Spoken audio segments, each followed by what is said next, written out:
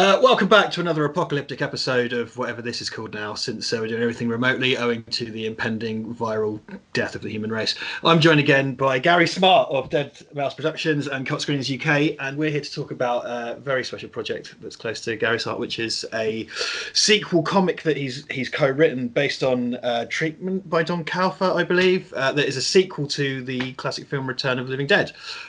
Featuring the original cast of characters and obviously all new artwork and script by Gary. Would you like to tell us all about that, Gary?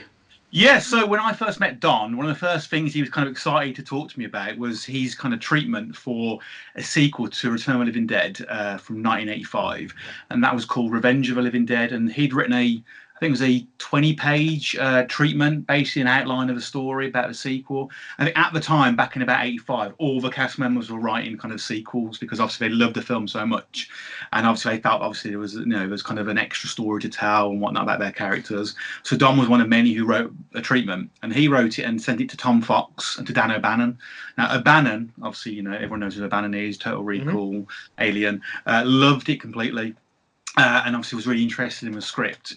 But Tom Fox wasn't interested. Tom Fox wanted to work with Warner Brothers, Lorimor Pictures at the time, to do a kind of more of a comedy sequel, which we obviously got in 1987, I believe. So kind of Don's script and treatment kind of vanished for years and years, and he was kind of flouting it around at kind of conventions and whatnot. And he then obviously introduced it to me back in about 2005, 2006. Cool. So, and obviously, can you just give me a rundown? Who's the complete creative team here? Who's writing this? Who's drawing it? Okay, let me just check. When we originally, I'll forget someone. When we originally did it, basically the script was written, the treatment, by Don Calfa and a friend of his called Roger Carney. And that was written back in 84, 85 when the film came out. When Don approached me about his idea of making it into a graphic novel, the first people I spoke to were Craig Hutchins, a young chap who lives in Sheffield, who I'd been working with kind of remotely, doing kind of like scripts with him. We wrote a few scripts when I first started getting into writing. And we looked at obviously the idea, because obviously when you have a treatment, it's literally just 20 pages of just a story. And obviously you've got to build the narrative up and actually write a script for it, for a comic. And then we got Christian Sellers on board. And Christian, I'd written the book, The Complete History of Return of the Living Dead. Christian was a kind of really successful writer in the UK, writing a lot for magazines, Fangoria, Gore Zone and whatnot, and Horror Hound. So he got on board. We wrote kind of extended treatment, and then I then designed it myself. And actually, we made a 60-page graphic novel, which I'm quite good at art sometimes. Kind of drew and kind of like and lettered and whatnot. And then Don loved it, but then it kind of, because back then I wasn't really aware of obviously publishing and stuff like that, how to get this thing out. We made a few kind of copies on a colour printer, as you do. Don took some to some conventions, and then it kind of went dead for a while because I started moving on to do documentaries and doing other stuff. Don unfortunately started to become ill, obviously with dementia, and it kind of just fizzled out a little bit, but the graphic novel did, whereas Don was always wanting to do something.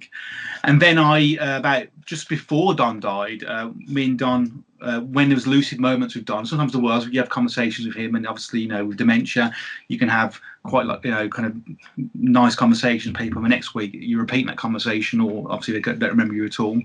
Anyway, so we were talking about the novel, and he really wanted it back out again. And I said, I'd try my best, obviously, to try and achieve something with it.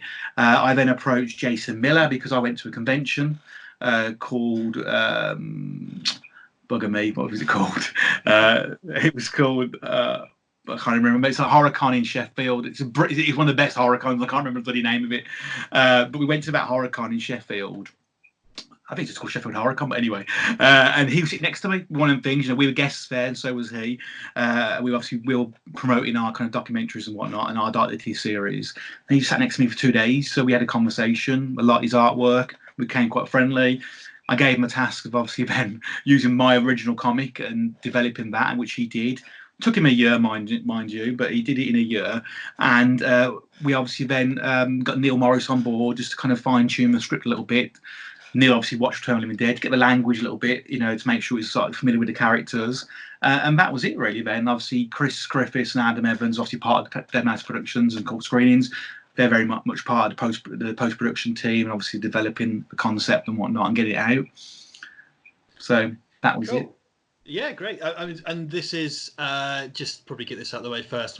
How do we buy this? What's the availability for the book? It was limited to 450 copies. We did do a little bit of an extension just because obviously when you do order in bulk, you've got to order a certain amount. Obviously, we were surprised. We knew obviously Alternative was popular, but obviously we're a small company. We weren't really promoting it too much, and obviously then Bloody Disgusting started promoting it, and it went massive, and we had lots of interest in it. There are still some copies available on cultscreenings.co.uk. Just go into a tab and there's a Revenge of the Living Dead section on there. One thing I will say, obviously, in a moment with regards to postage, we've managed to get all the UK postage out and all the Europe postage. We're having some difficulties at the moment with international and with American postage for obvious reasons, because one, we're limited to getting out to the depot, and two, obviously there's our issues with international postage at the moment, and obviously some countries are in more lockdowns than we are. So people please be patient. Comic is actually here. Physically, people are receiving their copies in the UK and in Europe. It's not one of our other projects where we go, it's coming out soon, and it never comes out, but it's actually physically here, and it will be shipped as soon as we possibly can ship it. Cool. Who's your cover artist? His name is Jose, Jose, and his surname is ridiculous, so I just call him Jose. Jose. Excellent, good work. I'm sure. Yeah, let's have a look. He's on there somewhere. There he is. Yeah. But yeah, he does all of our Ditty's posters. He's just amazing. He really is. He's got such a there's one behind your head there. Yeah, Ditty's posters. Yeah, Ditty's poster there. He's done our Ditty's posters for us, all 5 episodes so far. The cover for us here. He's done our Police Academy documentary, our Robert Englund documentary poster. He's also done the Party Just Begun poster, one of the versions of Stephen King's It documentary poster, and obviously Daniel Fletcher did the other one. So yeah, he's just brilliant. He's such a great artist, good concept. It's really easy to work with him. We just tell him a basic idea, and he just runs with it. All he asked us was who was the main characters in the episode, and obviously Don was the main character, because Don wrote the story for himself. Yeah. And obviously then we had Beverly, and obviously you've got to put Trash on the cover as well. So it was an interesting ride. Once we got to the final stage, obviously the comic being delivered to us, it became just fun then. It was nice to dip my toe back into Return of the Dead world again, obviously, and doing it for Don more than anything as well. Yeah, cool. I mean, because you're quite, I think this is probably the meat of this really, like, you're not just some random guy writing a Return of the Living Dead comic, are you? I mean, your links to that film are quite involved. I mean, we went and when we were making Icon, we went and had dinner with Beverly Randolph a couple of times, and I know you guys have obviously you were. I think probably the thing to talk about really. Do you mind to talk about your relationship with Don? No, of course not. No, it's really weird, right? It's a really interesting story. I remember you telling me when I first met you. Yeah, it's a strange story because I was always a fan of Return of the Living Dead, and for some reason, Don's character has kind of really appealed to me. I wanted to be, when I was younger, an Undertaker. That was my kind of, right, you're in school, what do you want to be? I want to be a police officer, I want to be this, I want to be an Undertaker. And I did some work experience, actually, as a kid. When I was 16, I did a few weeks in a mortuary not far from my school, my work experience. Which was bastard. Yeah. And they invited me back for October half term, which was fun. But then when I learned how to do biology and get a good grade in biology to do embalming, I thought, through that, I'm not doing that. I hate biology. But anyway, so I kind of love that character. I love the concept of that character as well. And back in the day when the internet first started, I tried to write to Don because you could go on these websites, couldn't you, where you find a celebrity.com and you could find their addresses. It was always addresses like, for agents. And I felt a little bit like a avid Marion now who needs a neck brace. But I wrote to Don. And never got. I got a response a few months later, and it was from just basically kind of return address thing, really, and didn't really have kind of forgot about it in a way. Obviously, loved the film, loved the character. Did lots of artwork as as an aspiring artist when I was younger as well, based on Return of the Living Dead, and obviously he's my favourite character. Followed his career. When you do, you kind of attach yourself to certain actors and you do like their work. You do follow their career. You find some stuff that you'd never normally have watched because they're in it. But Don did things like Weekend at Bernie's, Chopper Chicks in Zombie Town. Did loads of things like Kojak, loads of things like Murder, She Wrote, Columbo. I mean, he was a face of 1970s and 80s regards to that villain. One of the best films I love him in is the Goldie Hawn and Chevy Chase film Foul Play, and he plays Scarface in that, who tries to kill Goldie Hawn. But he's got such a varied career and a long career. But he's obviously remembered for Return of the Living Dead because that was like his iconic film. Now, you know, they all say to you, don't obviously meet your heroes because you're going to be disappointed. MySpace came back in like 2005, 6, I think it was, wasn't it? MySpace. Something like that, yeah. And, you know, I got on there, and I popped up one day. Beverly Randolph was on there, who plays Tina from Return of the Living Dead. And I love the film. So, you know, as you do, you kind of add these people, you know, you try and be a bit friendly. And we got a dialogue happening straight away. It was really weird. You know, we kind of got chatting and whatnot. And I think being a Brit fan as well, you know, Americans love the British, don't they? And I think Return of the Dead so big in Europe, especially in Germany and the UK with the punk scene. It became a very popular film over here with the punk music. And I obviously one day told, you know, I was a big fan of Don, you know, and you know, and she then told me that she was really close to Don, and we did a lot of conventions together, and asked me did I want basically to, you know, her to connect us together. And I was like, oh yeah, please do. 2 days later, I had this living at home at the time, as you know, a 20-odd-year-old living at home, and the phone rings, and my mum answers, and it was quite late, and she said, oh, there's a guy on the phone called Don. Right, right. So this was years before PPIs and that kind of shit. And I thought, oh, bloody hell was that? Anyway, I answered the phone. And it was this American guy. I thought, oh, it didn't sound anything like Ernie for obvious reasons, because he put obviously a Louisville accent on in the film. And I thought, who's this? And suddenly he said, I'm Don Calfa. And I was like, shit, blown away completely. And one thing that struck me was he wasn't phoning about kind of like, you know, to be the big I am, about being, you know, the character in the film I loved. He was just asking me about what I had for my dinner, you know, and what I was doing that day, what I did for a job. And then it started being like a weekly phone call then. And he was just like really weird in the sense that just chatting, you know, and he was a big cook, Don. So you'd always get what he'd had for his dinner and what he'd made for his dinner. And I learned years later that Don was a talker in regards to food, not an eater. He'd talk about it. And then when you actually get it on the plate, he'd never eat the bloody stuff. But he was... He's all talking about, obviously, got food interested, what films he was interested. You know, he was a big film aficionado. He was a member of the Screen Actors Guild, member of the Oscar committee as well. So he did, you know, always talking about movies and obviously what his favourites were. Very much an eye for film. And, you know, we got friendly and chatty. And I said, you know, have you ever done a convention in the UK? And he said, oh, no, I have never done one before. And I'd been like stupid naive. So I'll you know, there's one in Birmingham which happens called Kleptomania at the time. I think it was called Memorabilia. I think it was called at the time. I said I'll reach out to him, and I did. And then I got a response saying, "Yeah, would love to have him." And then I ended up being kind of like the go-to, you know, in between guy then organising like flights and stuff. And I was big in shit, you know. I've been organising like £1,000 flights and hotels, and didn't have a clue what I was doing. And thank God, Don was not a prima donna at all. You know, he would have lived in, you know, he would have stayed in your house if you know, he wasn't precious about stuff like that, about hotels. He was staying on flights. He would get the cheapest flight if he needed to, even though it's been paid for him. He wouldn't care. He wanted it to be as cheap as possible. So, you know, the fact the convention could obviously raise as much money as they could. So he was pretty cool. So I arranged that, and he came over, and then ended up coming around to my parents' house, having dinner with them, becoming friendly with them as well. And then we just bonded really, and he became kind of part of our family to a degree over the years. And he came back over here 3 or 4 times. I went to stay with him as well a couple of times in the States. But obviously, you know, I said it was like weekly phone calls, Christmas cards, conversations about our families, and it was never ever about Return of the Living Dead. Then it was really weird. It's kind of like I was a massive Return of the Living fan. I never asked him any questions, and when it came to write the book, a couple of years after I met Dom, it was really awkward to ask him questions about that film. Then it was like, because I knew him so well, I was like, oh God, I got it now. So I asked someone else to do it for me. I thought if I did it, I knew it'd end up being a conversation about his dinner. So, so I basically hired somebody else, a brilliant guy called John Koval in America, who works for Warner Brothers, does like their acquisitions for them.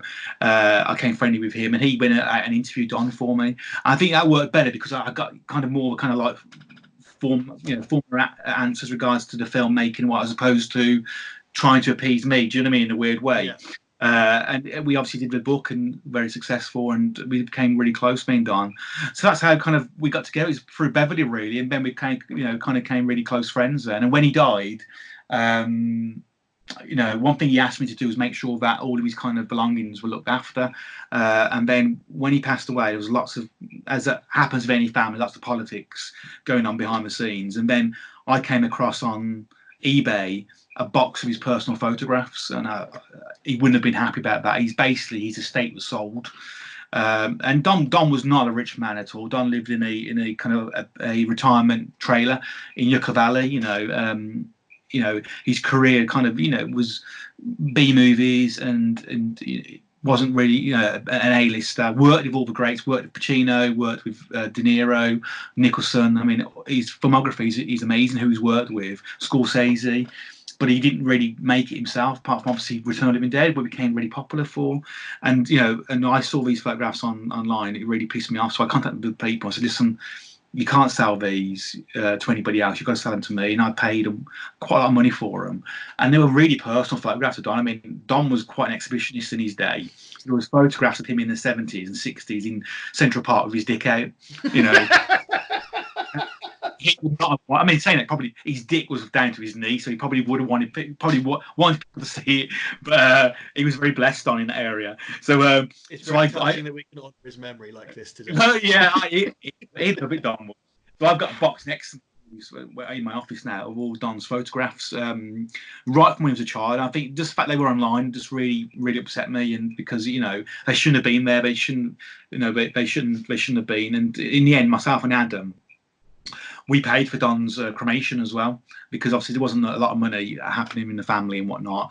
So we paid for his cremation and for his urn. So we did something for him at the end, which was quite nice, I think. That's good. Yeah, I mean that's the thing. I mean it's not even sort of like it's so far from like a business relationship, isn't it? I mean it was one of the weird things, because the phone would ring on a Sunday night and you were tired and you go, oh, it's Don, and you would have been on the phone for an hour. You just knew you were. But at the end, it came really hard, as I say. When the dementia set in, and unfortunately, dementia took him in the end. And somebody like Don, who was a raconteur, so many stories, it was kind of heartbreaking, really, for us to have that happen. And we started writing a book actually when he died, about kind of. It was really we interviewed loads of people about Don and about his kind of life and his career, and we were going to. The whole point of the book was going to be told in. As like American Beauty, when someone's dead and we're telling their story. Right. It was character of Don Calfa we were going to write the book as, and it was him telling his story as the character of Don. He's kind of like really lively, not the dimension, not the old. It was kind of the lively, kooky Don. And we got really far into it. And what happens, as normally does, people obviously some quite big names who agreed to be interviewed didn't return our phone calls and whatnot, and it kind of fizzled out. So it's something I want to revisit one day. I mean, I've got lots of information on him, and obviously now the photographs, it's amazing. And I think the book, obviously for me, the new book, the graphic novel, was important to do just for his memory more than anything. And we kind of made it really clear when we released it that this was not about making cash. It was not about charging people 30 quid. It was about doing it as cheapest as we could, regards to bringing a return in, at least to cover costs and whatnot, and making a limited run, because it's not about making money. It's about Don's memory, and and it's getting his story out there. So the fans have got it now, and hopefully it'll be well received, and hopefully just a bit of him living on his memory a little bit. Yeah, I mean, you talked before when we spoke about Don, because I didn't know any of this till we touched down in bloody LA, and I think it's when we were getting the bloody hire car and stuff. You told me all this. It's a really interesting story, and so like I say, it's not just a business relationship; it's a real friendship that you had, and it runs so deep, and you've kind of ended up as a fan of something becoming the guardian of somebody's legacy. Yeah, I mean, the one thing that Don always said about himself, regards to Return of the Living Dead, that he would always talk to people about it. He'd always be interviewed. He'd always go to conventions, because he felt he was promoter of that film. That his role now was promote that movie, because it was so popular. And for him, it was a big movie, really. It was, he's on the posters, some posters. He's got top billing. For him as an actor, and to have a legacy, I think he really, really kind of enjoyed that, and enjoyed people dressing up as him and having posters and photographs done with him and stuff like that. So he was himself a guardian of that film. And the really interesting thing about Return of the Living Dead is that all the cast are so close and still friendly. And we went obviously out with Beverly and Clayton. Clayton was effects guy, obviously, who is Beverly's husband, and obviously and Mikey Perez, who we know obviously works with us. He's their agent, and he kind of has got into that world. But it's really weird how I fell into the world now, because I've done the book on Return of the Dead, I've done documentary, I've done the graphic novel for Don, I've been interviewed numerous times about the film, I've done commentaries for the film as well, I've done articles, magazines.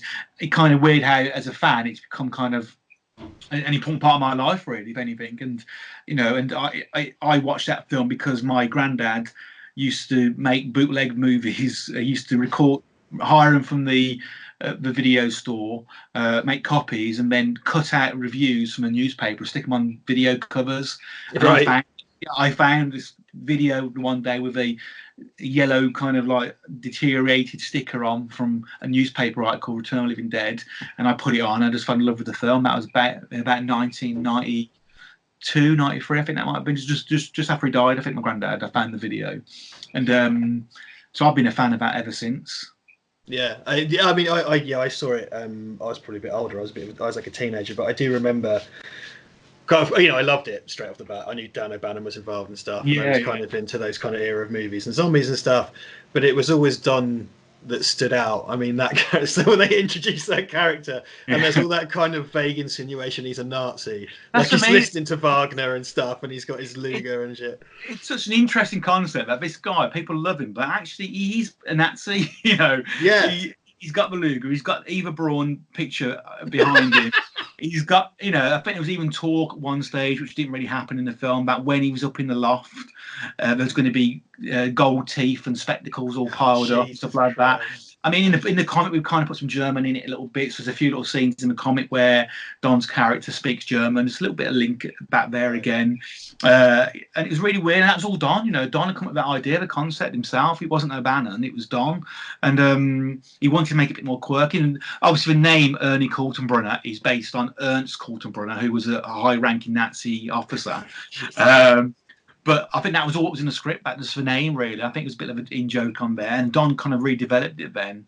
He had his hair dyed white, blonde, shaved his moustache off. And basically, I think the original idea was meant to have a beige kind of costume, tracksuit as well, to match, obviously, a Nazi kind of uniform. But they couldn't get one. So he had this claret red tracksuit he wears. Again, he's dressed like a Beastie Boy, isn't he? He's like a Nazi Beastie Boy.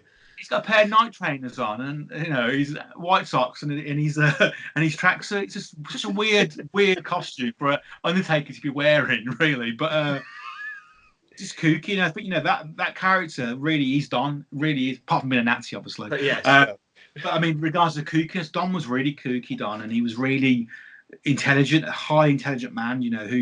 Who this is a guy who was who was really close to John Lennon, was with John Lennon when he wrote him, some of his songs, and he was with Richard Lynch, the famous actor who set fire to himself in Central Park whilst high on LSD. Don was sharing an apartment with him at the time, so I'm not sure how much Don was involved in that. But Don, I said, if you sat down with him and asked him a story, he would talk, and it was never ever like bullshit or ever kind of egotistical. He would just talk about De Niro and talk about Pacino and Nicholson and Scorsese and Warren Beatty, and it was never like, oh, look at me. He was really privileged to work with these people, and I think and it's a shame that he never had the kind of like career that they had, because Don was an amazing actor, really. He was very versatile, but I think because of his look, and he was very much cast as that kooky kind of criminal, low life. And the Return of the Dead was different for him, because in that film he wasn't that kind of low life character. He's kind of like the hero to a degree in the film, and obviously that's what Don wanted, obviously, in the comic as well. Of course, for himself, he wanted that character to survive the nuclear blast. I do think it's really weird. We had a couple of people when we went on to Bloody Disgusting. It went big. This comic did. It went ridiculously big overnight, and we had a few people going, it's unbelievable. How can the nuclear bomb hit Louisville? How can he survive? It's so unrealistic. This is a film about zombies eating brains and talking. You've got to expand your realism a little bit. And the army just fucked up again. Coordinates were wrong. They hit the wrong part of the town. That was it. Since you mentioned that, go back around to the comic. Are you sorry. able to get? No, that's right. No, I really wanted to get all the stuff out about Don, because I think he's so central to this, and I think it really shows your credentials as a writer. Your relationship with Don. Are you able to give us a synopsis of the comic without spoilers? Yeah, I mean, basically what happens is that it's set literally seconds after the Return of the Dead finished. So the last scene of Return of the Living Dead is when Tina is in the loft with Ernie, and Freddie bursts through shouting Tina, a nuclear explosion happens, and everyone's dead, and then it restarts again. What we've done, obviously, is we're taking it from a moment back. Ernie is in the loft with Tina. Freddie bursts through, and then they hear a big explosion. And as the explosion happens, Ernie shoots Freddie in the head. Freddie falls to through the loft. I'm thinking, what the hell's happened? There's been an explosion somewhere. Then we go to You Need a Medical Supply, and we've got some survivors in there as well, including Tina and Spider. And they're going, what the fuck's happened? And they basically then reconnect with Ernie and Tina, and they're basically trying to escape. So what's happened is they're escaping Louisville. At the same time, the army's coming in and quarantining it. So the army's coming in, sweeping through the town, quarantining everybody, killing people who are infected, and also obviously the zombies. So they're escaping through the town, which is one side they've got zombies, and the other side they've got the army. And what happens, obviously, in the zombie film, the army and the zombies combine, and you get obviously a zombie soldiers and whatnot. And it's basically them trying to navigate their way out of the city whilst they've still got these trucks and tanks. They understand that tanks are important, and they've got to basically get the tanks out and use it as leverage with the army, because the army obviously desperate in need of these tanks. And we got a little bit of a subplot as well, where kind of the US government are obviously tracking the tanks as well, because the Russians are after it, and they send their people to go and look for them. And obviously then we've got Freddie and Frank back as well, because they're still zombified, but in a new version. So yeah, that's that basically. So we have cameos from the Half Corpse, cameo from the Tarman again. So yeah, that's basically the story then. It's basically following their journey, trying to get through Louisville with the army on one side and zombies on the other. Right. And how many of have the rest of this surviving cast had a copy or read it, or have you got any other feedback from? No, they will get a copy, obviously, because of our friend COVID. It's been a bit difficult. I mean, Beverly is fully on board, obviously promoting it, and Tom Matthews promoting it for us as well. So is Miguel. But obviously, once we start getting back to some normality, I'll send the copies to them as well. I mean, the returning characters. I mean, Trash is back in it as a cameo. Linnea Quigley's character, but the main characters are Chuck, Casey, Tina, Spider, Ernie, and Frank and Freddie, and Colonel Glover from the original film is back in it again, and there's some new characters we've created as well. General Mannering and Mr. Isaacs, people like that are in it as well. So it's just a bit of fun, really. I mean, again, it was like we had Don's treatment, which is 20 odd pages, but it was kind of like very much like the survivors get into a van, they go to a shopping mall, they go to this, they do that, the army are after them, and it's kind of it was brilliant as a narrative foundation, but obviously it's no dialogue, so we had to then create the dialogue ourselves. And obviously being a fan of the film, it's obviously getting to know the characters, what they'd say. I hope we've done a good job. I'm sure there were people out there who would go, Spider wouldn't say that, but I'm happy with it, as a fan of the film, and kind of as you said, a kind of gatekeeper for the movie as well. And above all else, Don was happy with it, because obviously he saw the original draft. Don did. We had an original version, which Don was very happy with. But obviously this is updated, obviously artwork. So Don was happy with the story, how we developed. We got a little twist at the end, and a cameo, someone comes back, and Don was really excited about that. About a character coming back at the very end, because he liked the idea of doing obviously a further sequel then and writing something more. But obviously it never happened. Was Don's treatment a complete story or just the first act? No, complete story. So basically it was like, it was 20 pages. So we got a beginning, middle and end, but it very much like a story format. The survivors go here, the survivors do this, this happens to them. I mean, it was brilliant, as a narrative structure, but obviously for Jason, it was a bit easier for him, because when I'd already done the kind of the artwork on the original concept, so Jason took that artwork and then developed it, and I love Jason's artwork. I mean, we had a couple of criticisms about it being kind of too cartoony, but Don wanted it cartoony. This is supposed to be a sequel to a very kooky, cartoony camp film, and EC Comics very much over exaggerated features and whatnot. And at the end of the day, it's what Don wanted, and that's what Don got. So people we'll take it as it is. Obviously, we hope they enjoy it. But as far as we're concerned, we've done what the boss wanted us to do in the end. So we're very happy with it, and I'm very happy with Jason's work, and obviously Juan's cover as well. Yeah, it's all very because I've seen. Well, you showed me some artwork on your phone last year, didn't you? But like, yeah. since then I've seen it kind of larger format online, and obviously you have kind of not exactly animated trailer, but there's a nice trailer I think is it on Chris's channel, the Dead Mouse channel? There's a little trailer for the comic book. Typical Chris put his own channel, but it got. Yeah, I'll link it. I'll link it below. Chris did a brilliant job. In fact, really helps obviously with the marketing. And he did that literally within a couple of hours, Chris. And it was simple, but actually it was brilliant. And I just think, for me, I said, it was. We already published artwork for months and months. We've been publishing stuff. I was getting teasers out there, and so is Jason as well. I am very, very happy with it. I think I love it to bits. I really do, and I really want to work with Jason again on something else. Well, it's all very familiar. That's it's obvious when you look at it. You recognise all the characters, you recognise the setting. It has the kind of colour palette of that movie and stuff. It's really familiar to you, but like you say, it's got that kind of cartoony look to it. Would you, obviously now the boss is no longer with us and such like, would you in any way consider doing more, continuing this story, or do you think you're done with it? It's really weird because myself and Christian wrote a treatment ourselves many years ago for a sequel to Return of the Living Dead, Part 6. And we are very quickly tell you about the story. The story is that every single year the Louisville refinery accident is a memorial day for it, in celebration. A Memorial Day, Remembrance Day of that. And these young kids obviously, think this is all bullshit, it's a cover up. They break into an army kind of base, which is based near Louisville, which obviously then we find out contains trioxin. And all the remnants of what happened in '84, and basically they unfortunately let the zombies loose. And the characters we created were written for the actors, so we'd actually done some artwork as well. So the general was supposed to be James Caron. Nice. The the captain was supposed to be Tom Matthews, Tom Matthews was the sheriff actually of the town. Tom Matthews was, and he had a young guy he worked with, and he said to the young guy, "Watch your tongue, boy, if you like this job." Don was in it as well. Don's character was a very strange, an ice cream man, and he basically got caught up in this zombie apocalypse, and basically he was helping survivors, basically his ice cream van, which was kind of kooky and weird. And Beverly was back in it as well, and people like that. So we'd written it for that kind of idea, really, that it was going to be a sequel. But so that may be worthwhile investing in regards to a comic. Obviously the rights are always an issue. I'm really friendly with Angelo, who owns the rights to Return of the Living Dead.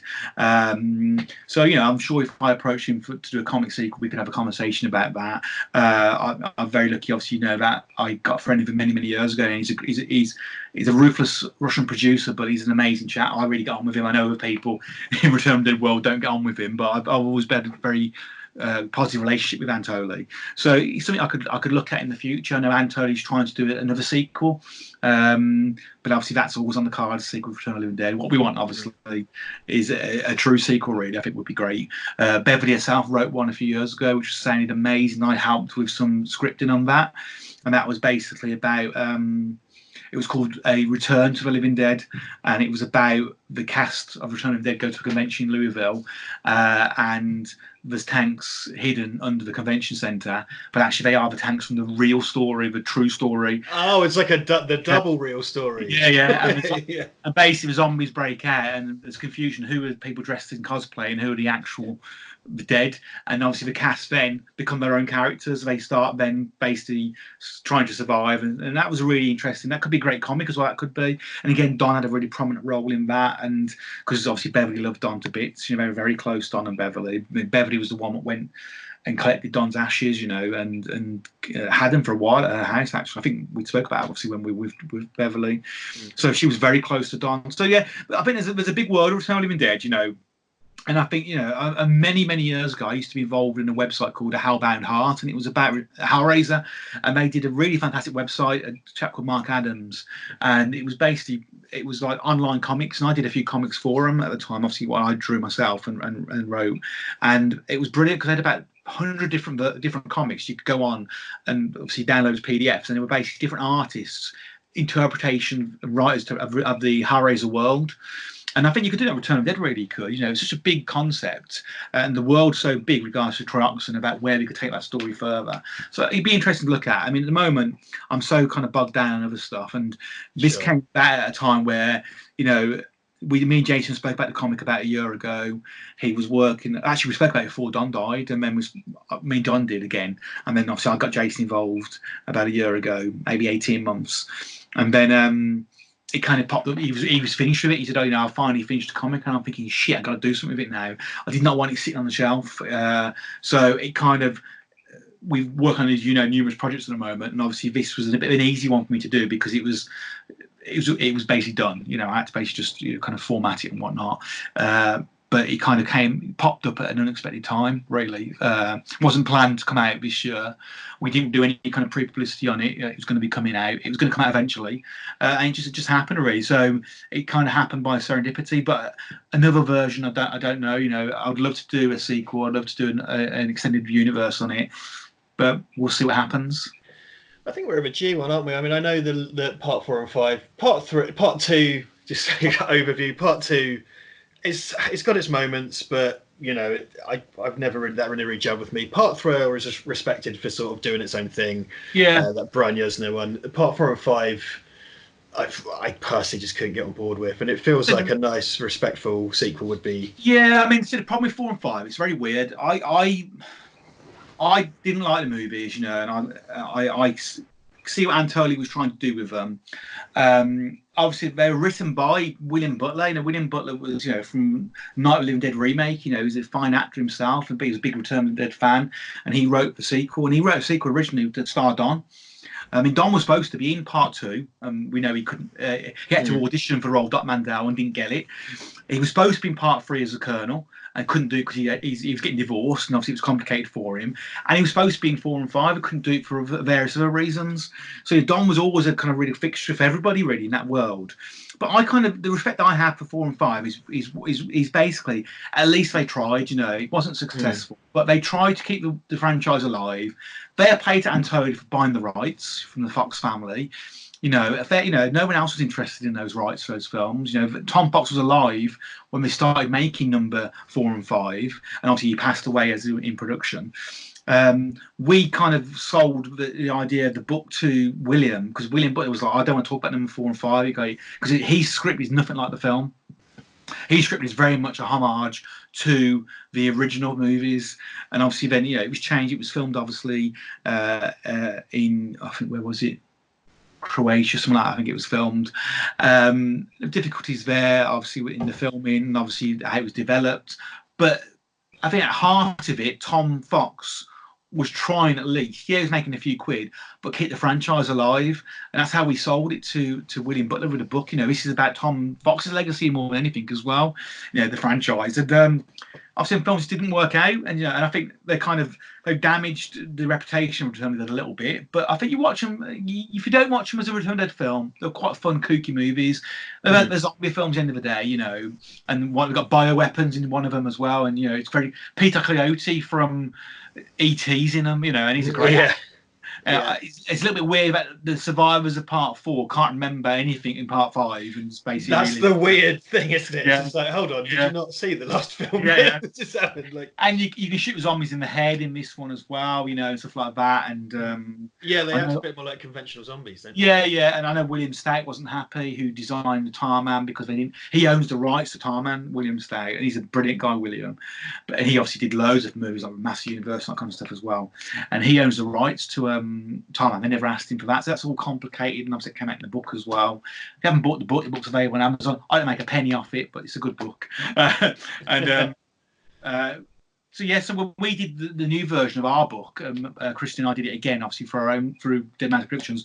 We concentrated on the first film only. The book is on our Trox and book is on the first film. But if you buy the complete history of Return of the Living Dead from Amazon, it covers all 5 films, and the story I think of 4 and 5 is just a fantastic story about how things can completely change from script to screen. I mean, completely change, and it was a great kind of insight for us. I love part 2. I think as a kid watching part 2, it was a fun kind of zombie movie. I was annoyed Don wasn't in it, but Don would have been brilliant as Doc Mandel. I think Philip Bruns is great, a bit over the top, maybe a bit kookier than Don. It's got loads of great moments, hasn't it? Yeah, it has. I mean, but the weird thing is, I don't want anyone saying that we copied it, because in the book, there's a scene where we've only played it real down, we have really, but in Don's original treatment in the comic, there's a scene where Han comes into the car and starts attacking survivors, and they throw it out the window. Now, Don had written that in 1985. Don had written that about the hand coming in, and we never put in the comic about the stick at the finger. We were going to do it, we didn't bother. But Don had written that in his original treatment, and now, funny enough, it ends up being in Return of the Dead Part 2 in 1987. And that exact scene where the zombie comes on top of the car, the hand comes in, starts attacking them, throw him out the window, and sticks his finger up. Coincidentally, was in the actual finished movie, and that is in Don's original 1985 treatment. So yeah, there you go. Somebody read it. Yeah, someone bloody saw it. I think Beverly talked about Return to the Living Dead, and you've mentioned it before. And I really like that as a take, because it's sort of great. It's a great idea. I mean, it's that kind of like self-awareness, and I think when Beverly wrote it, actually, it was about 5 years ago, so it was well before some of these kind of really self-aware movies were coming out. But it was so self-aware, it was so kind of like kooky, and at the end of the day, the film starts off with based on a true story. We know it's bullshit, but it says it at the beginning of the film, so she really played on that, and I think she did a brilliant job. I came in, just helped. I did a couple of scenes for her, to try and bring the homage to Return of the Living Dead. So I wrote a scene with the tar man. I think the scene was that they're in a basement of the convention centre, and someone's dressed up as a tar man and goes down there, like, taking a piss, and the real tar man's down there, and the basic guy says, "Your costume's shit," and then he fucking attacks him and eats his brains. I think you remember now, it's William Stout himself goes down. Right. He sees the tar man and he starts having a go at the guy for infringement of copyright, and then the guy then eats him. And I thought that was quite a little weird thing, funny thing to do. But we did like a little scenes about that, and I kind of helped polish it a little bit.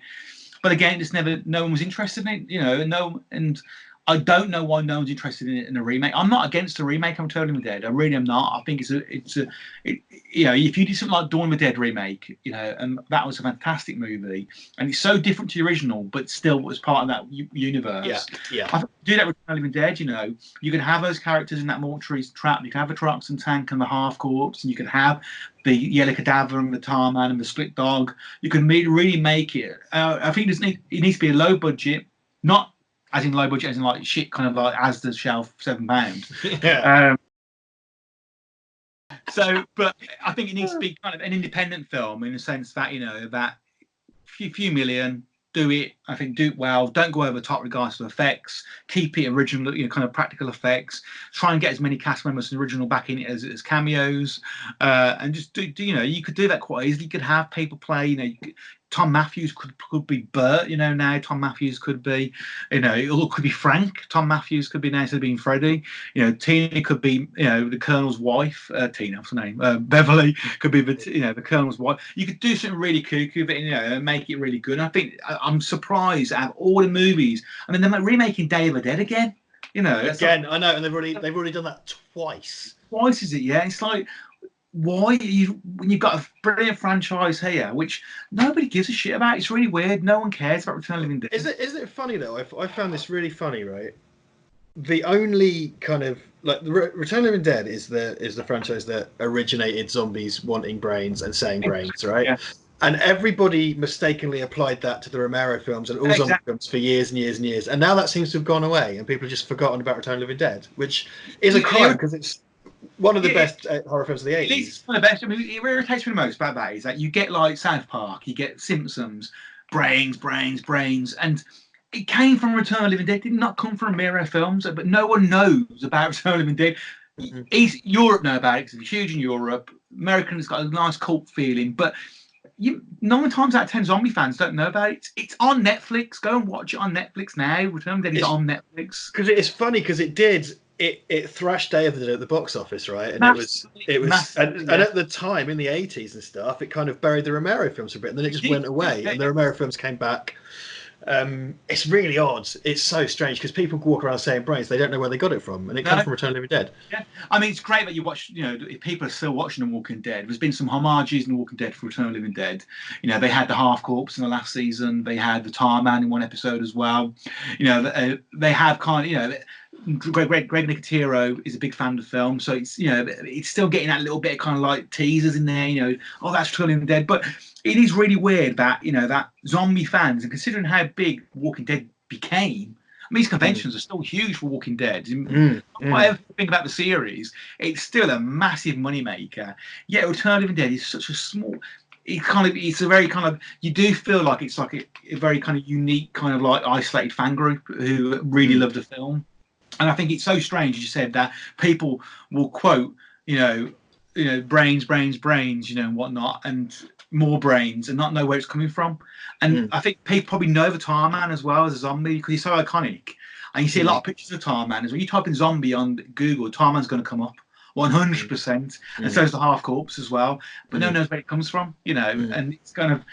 It's a weird one, and I think it's desperate for a remake, a reboot. Yeah, I think in the right hands, because the problem is they never come to the right people, are they? But if you did it for $10 million in the right hands, give it to Gary Smart.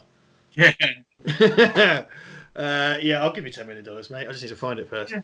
Exactly. Yeah. So I just so what we've kind of tried to do here, obviously in the book, is in the graphic novel, is basically it's in that universe a little bit, that. Give it a little bit of extra bit of life into it. The characters people loved, bring them back into it. It's really hard to write for characters as well. I mean, it's so hard when you get an original treatment and you get like 4 characters in one scene together. Now on film, it's great because you can show people's reactions to stuff. In a comic, you can't. So what you're really careful then is you're not doing the injustice to certain characters. I remember when I first did the first version of the comic, I went through it at the end and went, okay, let's do a tally. Chuck is in 25 frames. He has 17 things to say. Don has this. Just to make it fair, it sounds stupid because you don't want on film. It's easy to do because you can have a character just reacting and they're still in that scene and still important to that scene. In a comic, they're still, and you're reading what that one person's saying. Really, that's the focus for the viewer or the reader is what the character with the speech bubble saying, not the person next to him just standing there going, So. That's really difficult. I think that was for me, and I think as well the story was about kind of like Ernie's journey, sorry, and Tina's. When you watch Return of the Dead, what does Tina do? She just moans all the time and cries, screams, cries and screams. So what she says "oh fudge" a couple of times in this, and I think the character we really liked writing for was Spider. I think he's such a quirky character as well, played by Miguel Nunes Jr.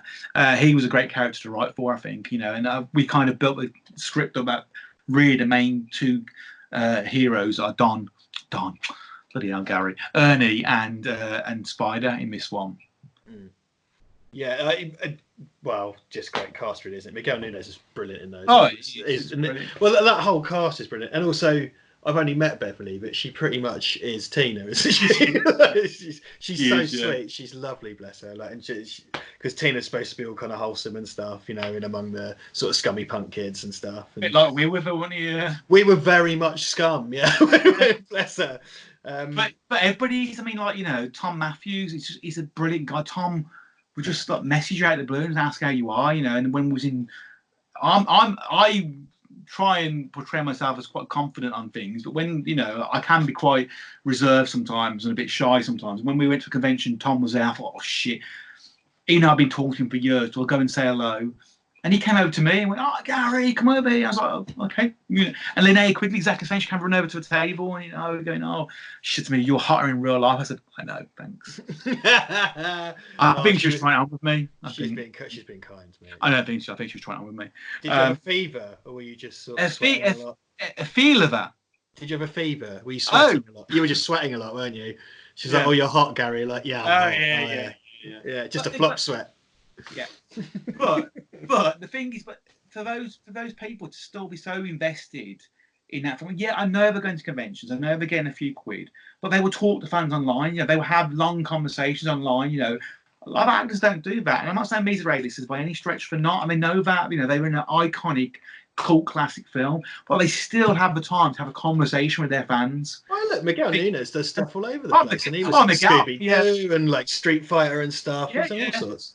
I mean, So Tom, left the business and became a very successful construction company. Tom Matthews, very successful.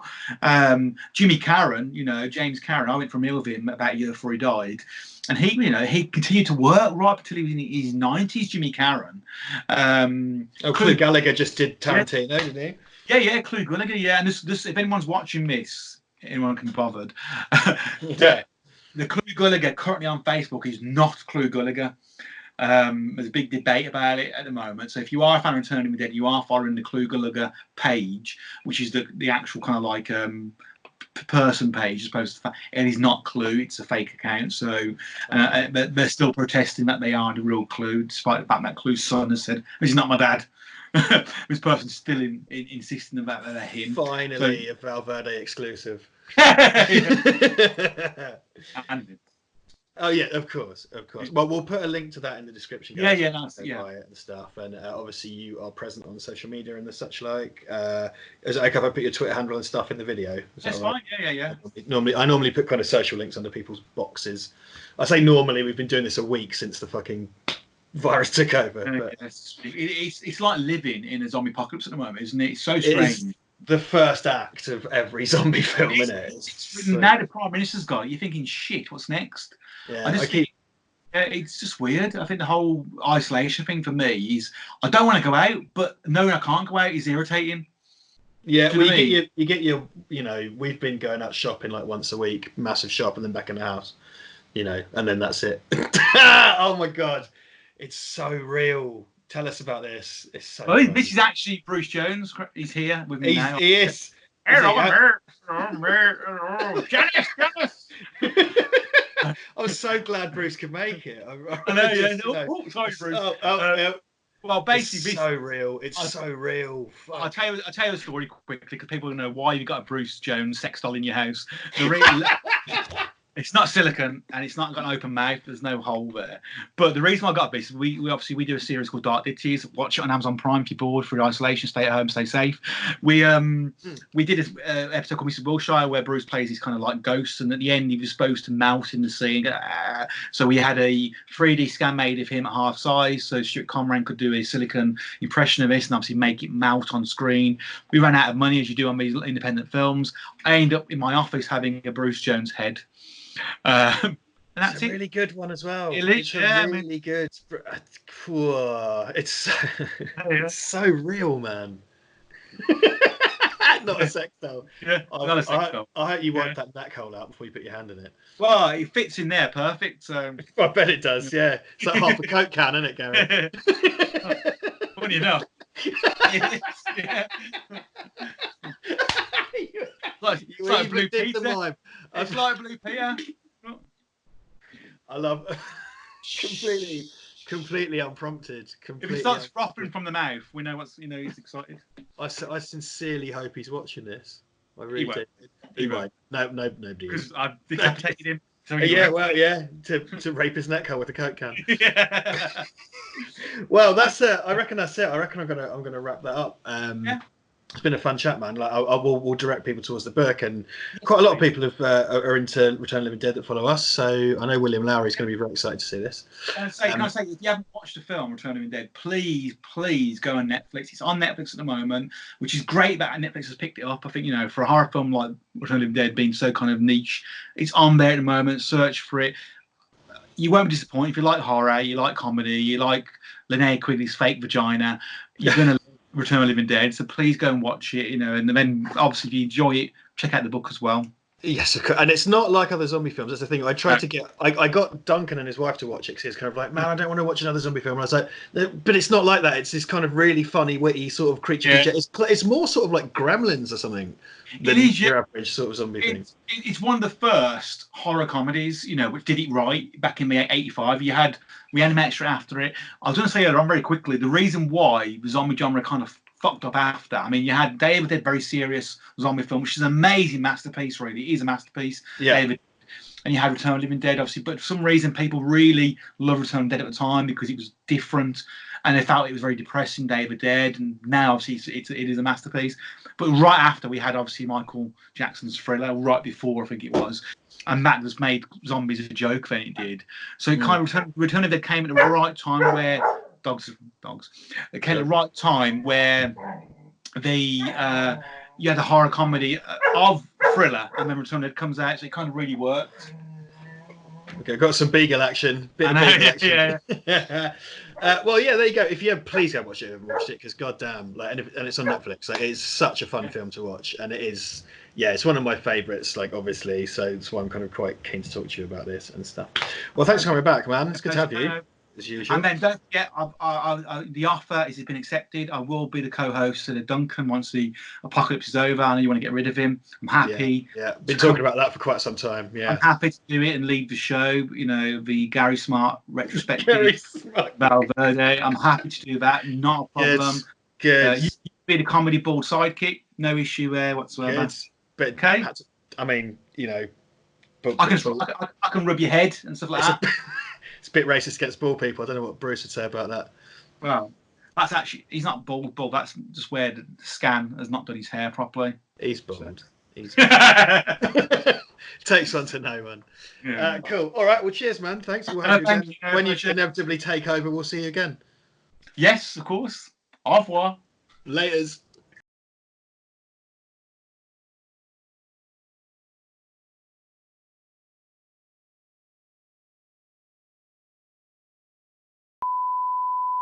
Support your 7th or 8th favourite YouTube channel by buying crap, tat, junk, hogwash and filth at redbubble.com/people/Val Verde Shop.